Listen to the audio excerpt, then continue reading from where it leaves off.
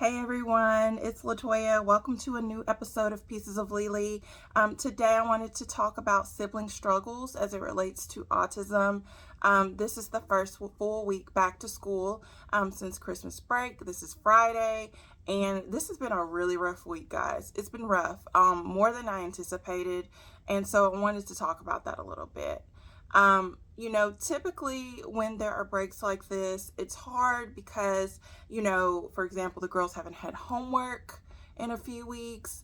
They haven't had to do that sort of stuff. Of course, we've kept up with working on doing sight words and spelling words and things like that, but it hasn't been as intense and structured as it would be in the school year because we don't actually have those tangible pieces of paper of homework to do, right? But it has been very difficult this week. They've had homework, they have spelling words. Today they have a spelling test. They have a spelling test every Friday.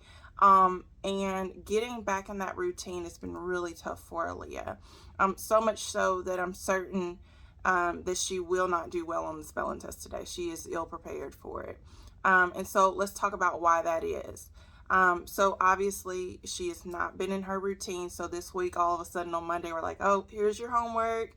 Here's your spelling words. Get back to work. Get back to the routine you were doing in the beginning of December, right? And it has really upset her because she wants to play with her toys or get on her tablet or do these different things. And now, she's in school all day and then she comes home and she does more work. She says, I shouldn't have to do work at home is what she says. And so I get that, right? We get that. But at the end of the day, practice makes perfect. She has to do her work. We've got to practice these things every single day so that, for example, when Friday comes around, she is well prepared for her spelling test. Those 10 words are nothing. She'll knock it out, right? Well, all week long, particularly in therapy, she was anti-work. And so we had a lot of the meltdowns that we typically have with my daughter. Meltdowns are our big thing, and meltdowns with non-preferred tasks in particular. So, for example, yesterday, they wanted her to do something related to schoolwork. She didn't want to do it, so she ran in my office, got under my desk, and pulled the chair in and locked herself in there for an extended period of time. Was irrational in her thoughts. She was, yelling and crying and all these different things. And this went on for an extended period of time, and it really ate at the time that was allotted for her to do this work. We have a structure. You do your work, you can play. You do work, you can play. Throughout particularly her therapy after school, and as a result, it ended up being an evening of work and no play because she didn't earn that play time. And it was really challenging.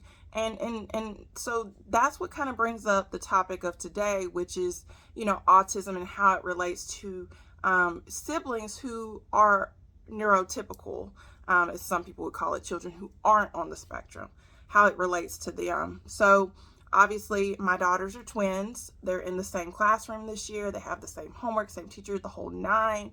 Amaya, my other daughter, is, someone who truly enjoys school. She enjoys learning. It doesn't frustrate her at all. It frustrates her when she doesn't get something right in school, but she enjoys school, and she knew she had this test coming up. She was well prepared for it. She'd been, every day taking bits and pieces of the day and really working on making sure she was prepared for the test. And so much so that at the very beginning of the school year, her teacher gave them a list of 300 words and chunked them out, 15 words in chunks. And as the children master these words at home, we're supposed to sign it, check it off, saying they know how to do it. And so she was like, oh my gosh, we're halfway through the school year and I'm not halfway through this packet. Let me go through it and make sure, get mommy to check things off. So I think I checked off like 5 or 6 sections yesterday, which, like I said, was about 15 words a piece. Cause she's like, oh, I know all this stuff. So let me work to show you that I know this stuff so that I can get on better pace, because I'm completely off pace. That's how she works things and interacts.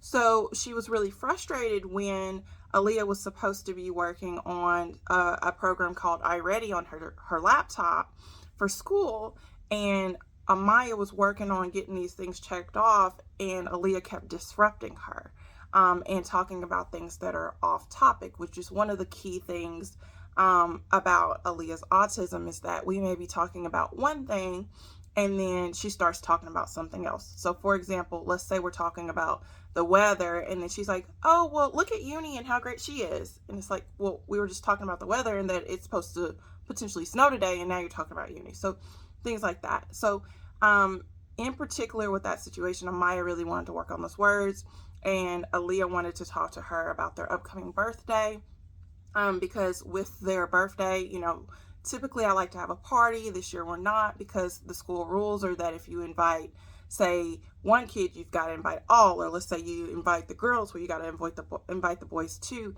And unfortunately, with most places, there's a limit on how many children, and it's just a mess. There's 20 kids in the class, and their own biological sister wouldn't be able to come, or cousins or whatever. So we're going to scratch that and do something a little bit more intimate within our family. But Aaliyah wanted to talk about the fact that she was like, well, we need to really just invite mommy's work friends who have kids.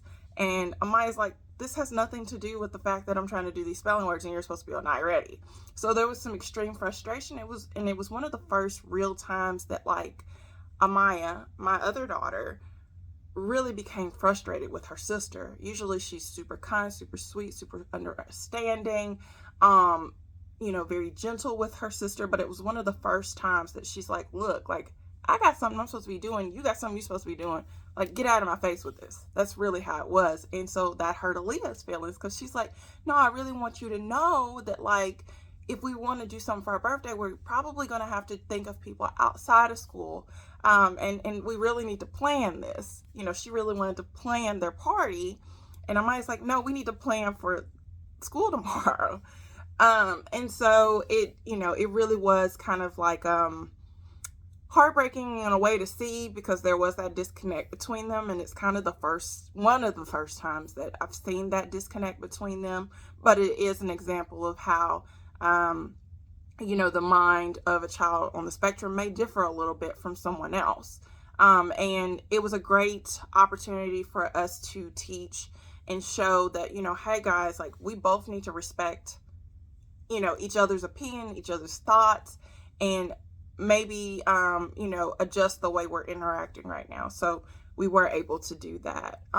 But it was a reminder that, hey, although things have progressed greatly since Aaliyah's been diagnosed with autism, and all the therapies have helped a lot, it reminded me that, yeah, it's helping right now. We've got to keep that momentum and keep working, because as she gets older, she's going to have more thoughts and opinions and more interests. And, naturally, as she gets older, she's going to feel different things. And, oh my gosh, when puberty comes, it's going to be, there's so many different milestones that have yet to come that may be challenging to tackle, or that we're going to have to adjust to, or, really work through.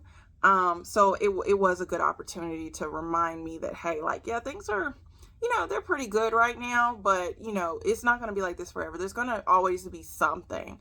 And so it's important for us to be mindful of that, be as prepared as possible for that. And that's why I think it's so great that she is in ABA therapy to do that. So I just wanted to talk, give an example of an opportunity or a time when, siblings struggle, when it relates to autism, and show that's real. It's not all, sunshines and rainbows over here. There are situations and there are instances where, there are differences. So I will be dropping new content soon. The next video that I am going to do is going to be in relation to what were Aaliyah's specific symptoms. What were the specific flags that made me think, okay, something's a little bit different here, and just kind of give you some insight into that, something a little different from what I gave in the autism in girls video. So stay tuned for that, guys. I'll see y'all soon. Bye.